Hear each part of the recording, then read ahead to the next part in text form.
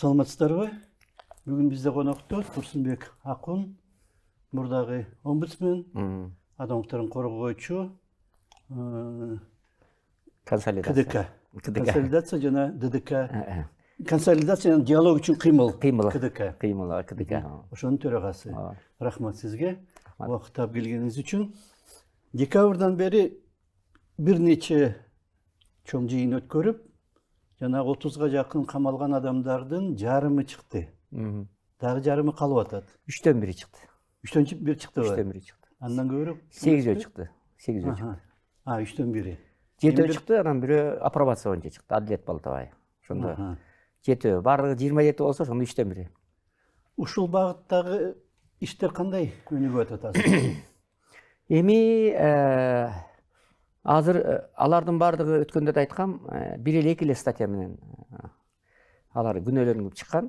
2 статья. Бирөө жанагы башаламандыкты уюштуруу, анан бийликти кетирүү боюнча чакырыктарды жасоо деген.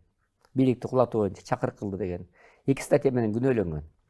Анан мыйзамдын негизинде бардыгы камалган 27 адамдын бардыгы бирдей статья менен камалса, бардыгы чыгыш керек. Же бардыгы анда күнөөлөнүп туруш керек. Анан анын 3-төн 1 чыгып, анан башкалары турат.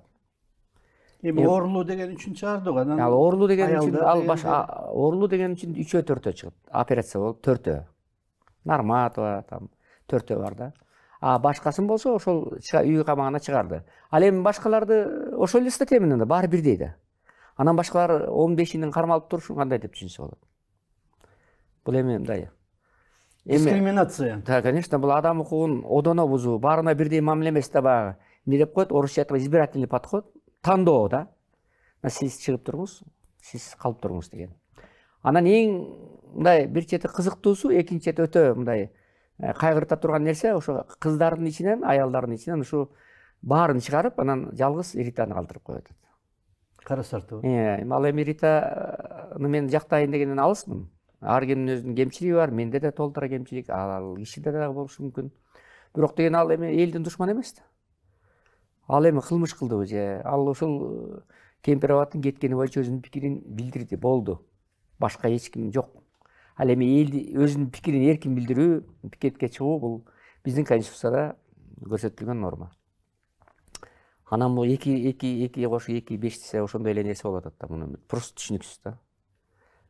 Коомчулук таң калып атат. Эл аралык коомчулук таң калып атат. Укук коргоочулар биз таң калып атабыз.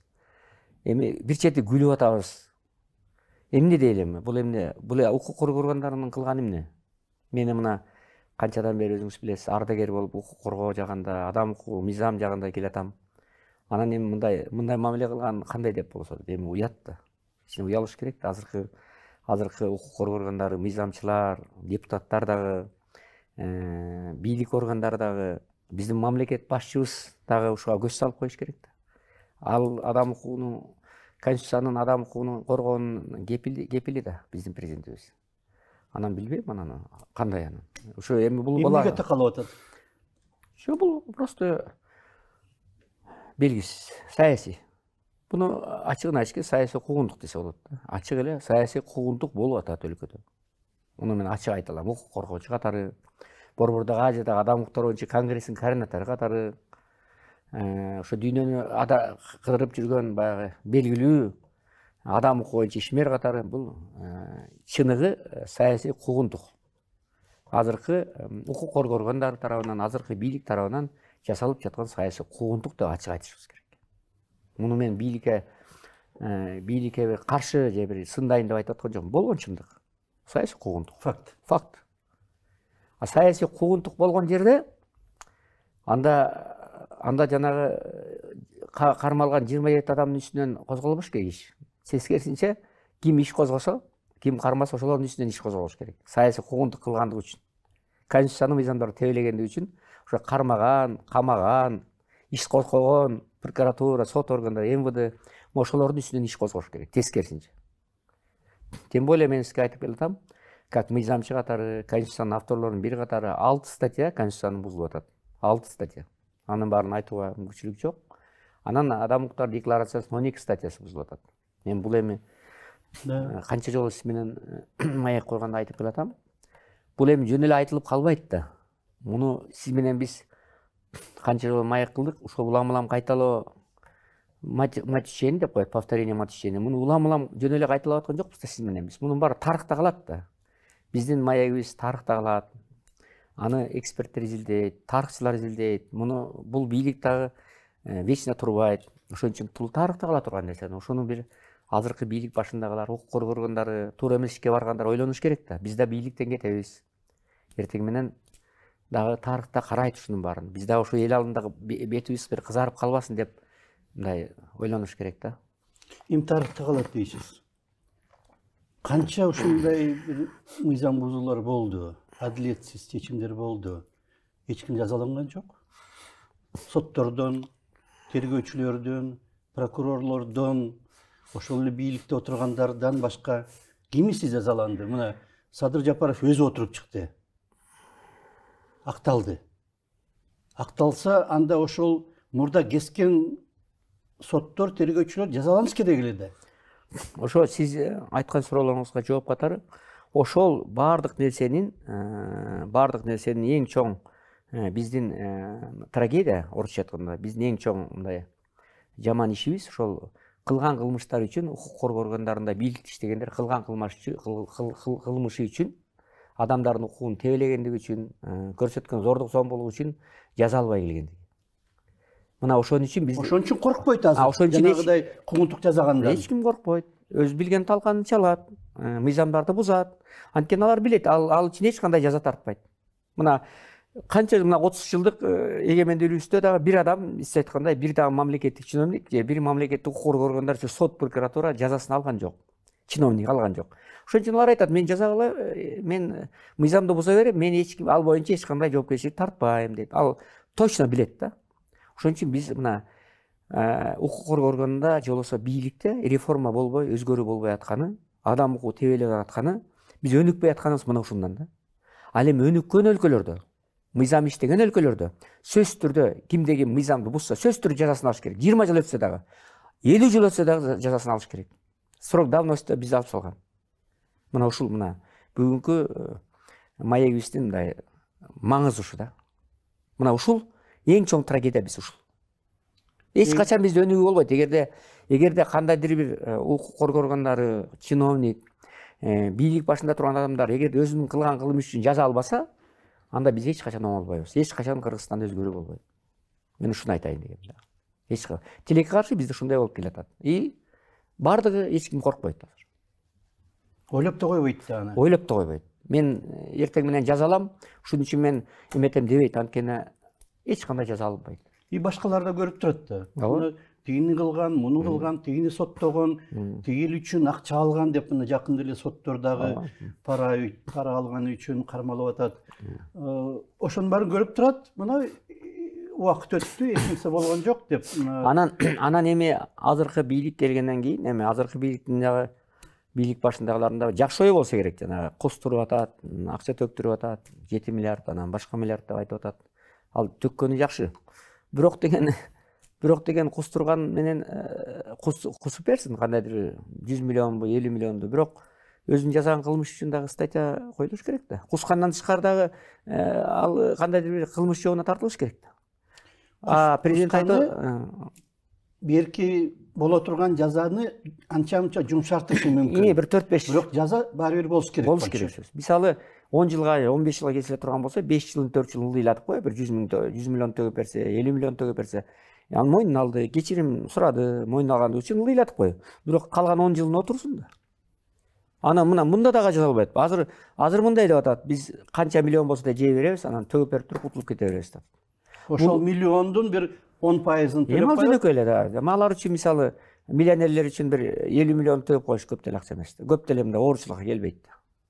Анан бүттү, анан азыр ого бетер азыр күчөдү. Мурда баягы өздөрүнүн кылган кылмыш үчүн жазаланбай келген чиновниктер азыр болсо, азыркы бийлик ушундай шарт түзүп берип койду, сен төгүп кой кылган, мамлекеттик акчаны төгүп кой, анан бошонуп кете бер. Пожалуйста, биз сени кармайбыз деп, ого бетер аларга күч берип атат. Бул эми ого бетер баягы абалды өтө баягы мыйзамдуу тарабынан, мамлекеттин бийликте турган адамдары тарабынан айтылып атат. Бул аябай чоң күнөө да. Чоң. Акчадан мурда дагы аң сезим бузулуп атпайбы? Аң сезим бузулуп атат. Анткени ал көбүрөөк уурдайын дейт. Анткени канчалык көбүрөөк уурдаса ошончолук жанагы кускандан кийин көбүрөөгү калат колунда. Эми таң калыштуу нерсе сизге мына ошо сөзүңүзгө эми иретимин айтайын. Мисалы азыр ошол эле кичинекей эле анча мынча акча жегендер, же болбосо бир кылмыш кылгандар ушундай жөнөкөй бир 3 жыл 4 жыл отуруп атат да. Жөнөкөй эле кылмыш менен кылмыш жаза кодекси менен кылмыш кодекси менен отуруп атат мисалы. Бир хулганды кылып койгондор, бирөөнү чаап койгондор, уруп ийгендер же болбосо бир анча мынча бир 200-300 миң жегендер отуруп атат да. 2 жылга 3 жылга отуруп атат. Ал эми 100 миллиондоп жегендин бардыгы 2 ай отурбай, 1 ай отурбай, 10 күн отуруп чыгып кетип атат. Анан кандай калыстык болот? Анын баарын коомчулук көрүп атат да. Элдин баары көрүп атат да. Анан кантип анан бизде оңолуу болот? Азыр мына бийлик башындагылар кичине мындай, мен укук коргоочу бийлик башындагылар дайыма айтып келатам. Азыркы президентти, башкалары мен колдоп келген адаммын, дагы эле колдой берип атам. Алардын кетишин же улам революция болушун каалабайм мен. Бардыгы мыйзамдуу шайлоо жол менен гана келип, бизде төңкөрүш деген болбош керек. Бирок деген эми ошонун баарын көрүп атат элдин баары. Кичине мындай элдин баары аң сезими бар да. Бул өтө элди аморальный жагынан элди жаман абалга алып келип атпайбы? Моральдык жактан элди бузуп атпайбы? Анда кандай бизде мыйзамдуулук болот? Кантип мыйзамдуулук жөнүндө биздин бийлик укук коргондору, сот органдары же бийлик башында тургандар кантип сүйлөйт? Жасаган иш бирөө, айтканы бирөө, жасаганы бирөө болуп атат. Азыр ого бетер биз азыр моральдык жактан адамдар чөгүп атат. Жана кустурация деген, мына азыр эл шылдыңдап кустурация деп ат коюп койду. Бул атта жөн эле койгон жок, бул какшык да. Кустурация деген сөз, бул эл муну кабыл алган жок. Бул азыркы бийлик ушу менен мактанат да. Азыркы козуру кумтөр анан кустурганы. Жок, мунун моральдык жагы аябай зыян да. Түшкөн акча түшүп атат, бирок деген мунун зыяны 5 эсе жаман, чем кустурганга караганда. Моральдык жагы өтө жаман. Анда мыйзамдын кереги эмне?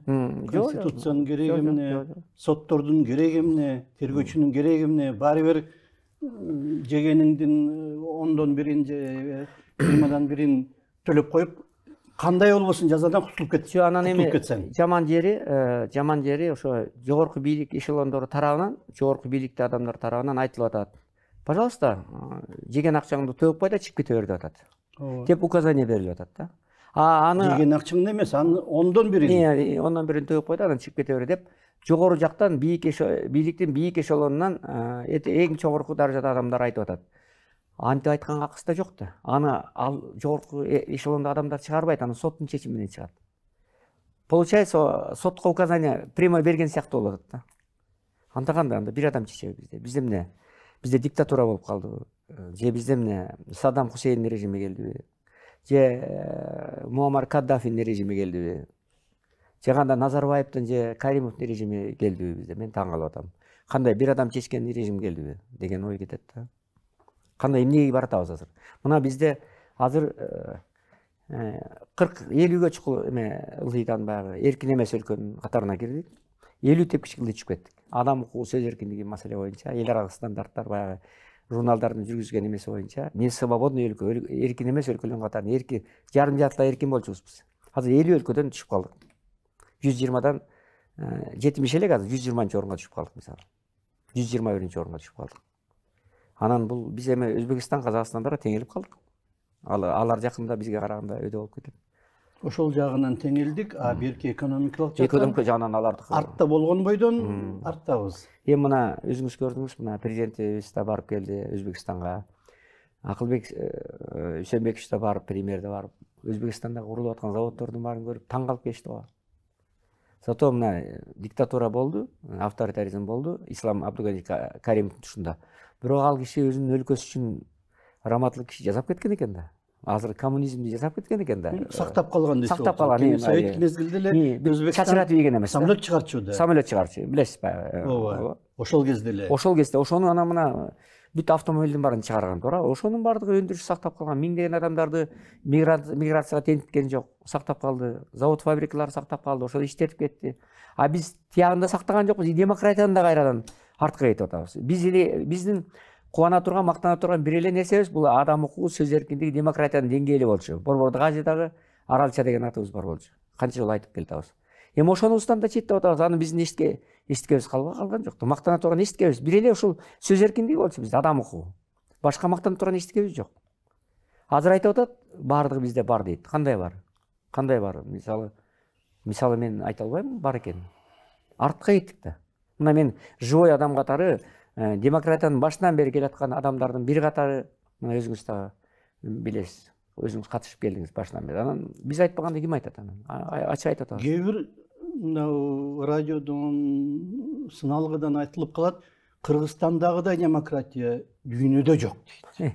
Кыргызстандагыдай сөз эркиндиги эч жерде жок дейт. Жок дегенде мына эмени айтышат, дүйнөдө эмесе дагы мурдагы советтик жумурияттарда мынчалык жок дейт. Мактанганымда чеги кичине болуш керек. Эми азыр мактанганга эч кандай моральдык укугубуз жок азыр. Ал эми бирок нерсе мурдагы жылдары баягы азыркы бийлик келгенге чейин мисалы мурдагы президент, кээ бир президенттердин тушунда, Акаевдин тушунда жаманбы жакшы кандайдыр бир деңгээлде Борбордук Азиянын аралчасы деген бекер атка конгон эмеспиз. Ар ким өзүнүн пикирин билдирчү, пикетке чыкчу, митингге чыкчу, камап салып кайра чыгарып койчу, кустурация деген жок болчу. Туурабы? Баягы моминтип баарын оптом камаган эмес. Ар ким пикетке, митингге, мына площадька чыгып эле, элдин баары чыгып эле, эчтеке болбой эле, татынакай өзүнүн пикирин билдирип, маселесин чечип эле жүргөн. Азыр мына Борбордо 1-Май району, Ленин районунун эч жеринде Горький паркынан башка эч жерге жыйын өткөрө албайсыз. Мунун бардыгы Конституцияны тебелегендик да, ачык тебелегендик. Ошон үчүн мунун бардыгы ошон үчүн убагында болгон кандайдыр бир эркиндик. Бир аз Борбордук Азиянын ичинен кичине мактансак болмок. Азыр болсо андай эмес. Биз эч кандай Өзбекстан, эме бул Тажикстан менен бирдей болуп калдык. Азыркы ситуацияда. Азыр только Россия менен Казакстанга биз ошол үлгү катары алып атабыз да ошол. Мына Россияга барып келип атабыз. Казакстанга барып келип, алардын алдынан өтүп атабыз, аларды мактап атабыз, силердин режимиңер жакшы экен. Биз ошону алып атабыз деген сыяктуучу. Ошолордон принимаем опыт. Маалымат каражаттарына дагы аябай кысым болуп атпайбы күчтүү? Эми азыр кысым катуу. Атайын мыйзамдар кабыл алынып атат. Жанагы Орусиянын мисалы менен ошолордун көчүрмөсүн жазып алып кабыл алып атышат. Анан уялбай аны демократиянын бир көрүнүшү сыяктуу. Жок, массалык маалымат каражатында, массалык маалымат каражаттарында пресс мыйзам бизде эң жакшы мыйзам болчу да. Эми аны переграть этиштин, же болбосо мындай эметиштин, перегибать этиштин кандай зарылчылыгы бар эле. 30 жылдан бери иштеп келген мыйзам. Иштеп келген мыйзам, татынакай мыйзам. Азыр эми да кошомат кылып кой, эркиндик болуп кетти. Дагы оозундай бекем бурайлы, винтикти кичине катуураак бурап туралы деп баягы аппарат иштеген эски аппаратчиктер. Анан азыр ушул кошомат кылып, азыр ошолорду карт берүүлөр бар илгертен бери. Акаевдин тушунан бери келаткандар, юристтер, мына азыр дагы иштеп атышат. Азыркылар ордунан козголбойт. Кетпейт. Аларга наоборот мына жакында ордендерин берип атат. Улам мына акыркы 5-майда жалгыз бир орден берди. Биз алган орденди, Манас орденин. Ошондой аппаратчикке берди да. Ушундай закондорду, жанагындай закондорду, мыйзам каршы законду иштеп чыккандыгы үчүн деп берди. Мына ушундай деңгээлге жеттик да. Эми жанагы камалгандарга кайрылсак, эки нерсени деп атпайсызбы, күн өлөнгөнү деп. Бийликти кулатууга чакырык жасаган деген сыяктуу, анан жанагы башаламандык уюштурууга камданган дегенби эмне деп атат? Жок, башаламандык уюштуруу деп эле, уюштурууга камданган деген сыяктуу. Камданган эмес, башаламандык кылуу. Тергөө бүттү деп атышат, сотко берилип атат дейт. Канчалык ушул эки нерсени эметүү мүмкүн, далилдөө мүмкүн? Биринчиден, муну эгер ачык сот боло турган болсо, бүт Кыргызстан көрө турган болсо, ачык сот болуп, соттор далилдеш кыйын да, бул жерде далилдей албайт, эчтеке жок. Камданыш үчүн бир курал же бир нерсе болуш керек. Кем жок да эчтеке. Ошон үчүн азыр мына көп болсо 1-2 жол сураптыр. Мына 7 айга кетти, жатып атышат. 7 ай бою жатат. 1-2 жол сураган жөн эле жатат. Потому что тергөөчүлөр дагы сотта билет эмне статья экенин, кандай экенин. Жөнөкөй эле атайын баягы жасалма күнөөлөп атканын баардыгы билет. Баарыбыз билебиз, бийликтегилер да билет, соттордо баары, тергөөчүнүн баары билет. Мунун саясий иш экенин баарын билет. Эми ачык сөздөр. Аны муну эч ким жашыра албайт. Саясий иш экенин баардыгы билет. Куугунтук болуп атканын баары билет. Муну биз айтпасак болбойт. Только буларды азыр мына могу эмеде 5-майда Конституциянын күнүндө татынакай буларды чыгарып, актап, чыгарып койсо, кандай сонун болот эле мына. 5-май 30 жылдык болду, туурабы? 30 жылдыкка карата Конституциянын гаранты катары президентибиз филармонияда барып сүйлөдү, баарыбыз катыштык, мен да катыштым. Ошо күнгө карата тандакай буларды эметип койгондо, хотя в крайнем случае амнистия берип койгондо, мисалы. Баягы. Amnistiya beriş için arız gerek mi? Amnistiya için gereği yok koy ya. Жок, анын үчүн амнистия берип койсо болот. Аны эч кандай эмес жок. Анын үчүн жанагы кечирим бериш үчүн анда керек да. Кечирим бериш үчүн. Амнистия деген башка. Ошон үчүн ошентип койсо болот болчу. Алар деле каршы чыгыш да мүмкүн болчу, бирок жок дегенде биз деген азыр баардыгын конфронтация керек эмес, консолидация керек. Мына биздин кыймыл диалогко чакыралы, консолидация кылалы, ынтымакка чакыралы, сүйлөшөлү, башаламандыктын бизге кереги жок, чакырыктын кереги жок, бийликти алмаштыруунун кереги жок деп наоборот айтып атабыз да. Биздин аракетибизге өткөндө рахмат, эми 27 апрелде бир президенттик аппараттан келбей аткан 4-5 коопсуздук кеңешинин секретары баштап баары келишти. Президенттин советниги болуп келди. Эми 1-июнда да өткөрүп атабыз ушундай. Тем более биз бир дагы чоң масштабта өткөрүп атабыз. Кудай берсе 1-июнда. Эми ошондо дагы бийликтин өкүлдөрүн баарын чакырып атабыз. Аякта да бир чоң диалог кылып атабыз. Ушул эле темада. Анан геополитикалык дүйнөдө кандай эмне өзгөрүүлөр болуп атат, Кыргызстандын абалы кандай болот. Анан тышкы эмени коюп атабыз тема. Башка мамлекеттердин Кыргызстандын ички ишине кандай кийлигишип атабы. Вообще эле тышкы мамлекеттер башка өлкөнүн ичине мына Турцияда шайлоо жүрдү көрдүңүз. Бүт элек мына экинчи айлампага кетти. Башка өлкөлөрдө мисалы шайлоо жүрүп атат, же болбосо түрдүү башаламанттар болуп атат. Ошон үчүн башка мамлекеттер башка өлкөнүн ички ишине кийлигишип атабы? Кыргызстандын ичине ким кийлигишип атат деген сыяктуу маселени да көтөрөбүз да. Геополитиканы маселени алып чыгабыз талкууга мисалы. Мына ушул боюнча дагы болот да. Анан, конечно, адам укугу боюнча дагы маселе көтөрүлөт. Коомчулуктун өкүлдөрүн, бийлик өкүлдөрүн чакырып, биздин максат бийлик өкүлдөрүн анан коомчулуктун өкүлдөрүн чогултуп, бир аянтча түзүп берүү. Анан бир ортодо талкуу уюштуруу да. Эркин талкуу уюштуруу, улуттук баягы диалог уюштуруу. Биздин максат ушул. 1-июнда каерде болот? 1-июнда Хаятта өткөрүүнү атабыз, Кудай берсе. Хаятта өткөрөлдү атабыз. Биринчи жолу мындай эл аралык стандартта, мындай жакшы ошончол деңгээлге көтөрүлүп алдык. Мына 6-чы иш-чарабыз биз. Сиз катышып атасыз баарын. 6-чы иш-чарабыз. Жанагы камалгандардын ичинен мүмкүн мурдагы саясатчылардан же башка бир көрүнүктүү адамдар бар да ичинде. Ошолордун ичинен бир экөөнүн кесепетинен башканын баарын камаган сыяктуу нерсе жокпу? Жем аны антип айтууга болбойт. Антип айтууга да болбойт, бирок эми мындай мындай да аякта өкмөттүк эмес уюмдун кээ бир лидерлери болгон, кыздарыбыз болгон, алар да катуу радикалдуу көз караштарды айтып, пикирлерин айтып, катуу талаптарды коюп жүргөндөр бар да. Анан каржыланган жактары да бар. Конечно, эми грант алган күнөө эмес, ал да эл аралык уюмдар колу. Ошолордон чочуду бийлик биринчилерден болуп. Потому что тияктан Америка турат, Европа турат. Анан көп жерде цветной революциялардын баардыгы өзүңүз билесиз, араб өлкөлөрүндө болду, башка да болду. Бизде дагы 3 жолу жанагындай толкундоолор болуп кетти. Ошон үчүн биздин өлкө деген баягы кичине ошого мындай жөндөмдүү да, туурабы? Башка. Жанагы цветной революция деген адыр кылмыш эмес да. Кылмыш эмес эми, жок, азыр бийлик үчүн кылмыш өңдүү, ошондой болот. Чочуп атат да. Бийлик үчүн атак алды. Эгерде бийлик эл үчүн кызмат кылбаса кетирип коет атпайбы, туурабы? Ошондой эл чыгып атат да. Бийлик өтө эле көбөйүп кеткенде, башка кантип аны шайлоо учурунда гана кармаса болот. Алардын кетирген кемчиликтерин кармап.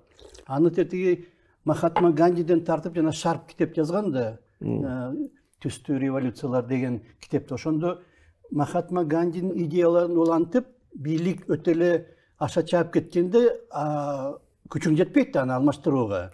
Ошондуктан жана шайлоо учурунда шайлоодон пайдаланып, аларды кызматтан же бийликтен алуу мүмкүн деген идеяда өзү. Ал өзү кылмыш эмес. Кылмыш эмес, движение неприсоединения деп Махатма Ганди билесиз да. Непротивление.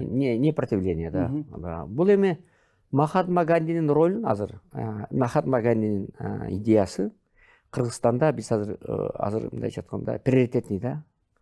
Азыр куралы жок. Куралы жок. Куралы жок. Мына биз куралы жок. Бийликти диалогго чакырып, жаман ишке барбагыла, азыр башаламандыкка деп 27 адамды күнөөлөп атат. Бирок азыр бийликтин аракети башаламандыкка түртүп атат. мына мен тескерисинче болуп кетип атат. азыр Бекназаров Сасыкбаева баштаган кыздарыбызды, балдарыбызды камап, элитаны камап, аларды башаламандыкка түрттүңөр, бийликти кетирүүгө чакырык кылып атасыңар деп күнөөлөп атат. Бирок өздөрү азыр башаламандыкка түртүп атат. Бийлик азыр укук коргоо органдары Кыргызстандын коомчулугун элин башаламандыкка түрткөнгө шарт түзүп атат. Өздөрү түрткөнгө. Наразылык туудуруп атат. Камап атат, коркутуп атат, сөгүнүп атат. Элдердин арасында баягы наразылык туудуруп атат. Оюна келген сөздөрдүн баарын сүйлөп атат. Адам укугун тебелеп атат. Биз сыяктуу мындай аянтча түзүп аткан адамдарга келип укпай атат. Улам сөздөрдү айтып, мындай сиздер сыяктуу бир көз каранды эмес сайттардан, каналдардан чыгып сүйлөсө, андан бир тиешелүү жыйынтык чыгарбай атат. Мына ушунун баардыгы бийлик башындагылар өз башаламандыкка түртүп атат. Мына менин бул айтканым жаңы сөз да, жаңы. Өздөрү түртүп атат. Алар отурат, алар башаламандыкка түрткөн жок. Ал Кемпирабадка барды, пикирин азыр соттун чечимдери, укук коргоо органдарынын чечимдери, камалгандар ушунун баардыгы элдин наразылыгын туудуруп башаламандыкка өздөрү бийлик шарт түзүп атат. Топ. Ошон үчүн эгерде кандайдыр бир келечекте деген андай болбосун, конечно. Кандайдыр бир немелер, кыймылдар болуп кетсе, бир башаламандык болуп кетсе, толкундоолор болуп кетсе, эң биринчи бул камалгандар күнөөлүү эмес. Азыркы укук коргоо органдары, азыркы мыйзамды бузгандар, конституцияны бузгандар, биздин айткан сөздү укпагандар, биз азыр диалогко чакырып, консолидацияга чакырып укпагандар күнөөлүү болот. Аны бийликтин катарында турган, курамында тургандар күнөөлүү болот. Мен муну ачык эскертип атам. Мына сиздин эмеден айтайын, бул тарых. Жанагы 3 революция. Ошондо дагы эгерде мына Акаев, же Бакиев, же мына Жээнбеков диалогко барып, ошо нааразы болуп аткан адамдарды менен жолугуп сүйлөшсө, мүмкүн андай болуп кетпейт эле. Ошол эле Акаев. Эл чыккан революция кылабыз деп чыккан эмес да, аянтка.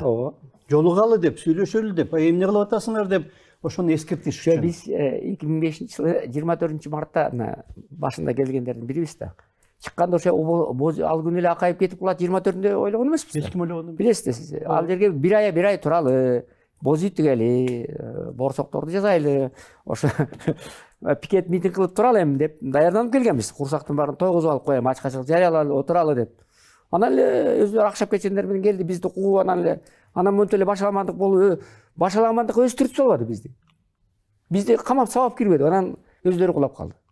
Азыр дагы анан кийин деле болгон окуялардын баардыгы 3 тоже эл мындай башаламандык кылалы деген эмес да. Мына ошол эле Акаев чыгып койгондо, мына Хаятта мен отурам го, ошо Хаятка Кыргызстан конституциясына мурдагы бүт оппозициянын өкүлдөрү чыгып Акаевди чакырганда, же резиденцияга барып, же Хаятка келип сүйлөшөлү деп. Акаев келбей койду да. 3 жолу чакырышты, күттү. Келбей койду да. Анан элдин алдына чыгып койсо чыкпай койду. Бакиев деле ошондой кылды. Бакиев болсо Ырысбек Акматбаев раматылык ага чыгат. Ага чыгып, алдына чыгып кечирим сурап, аны менен диалогко барды.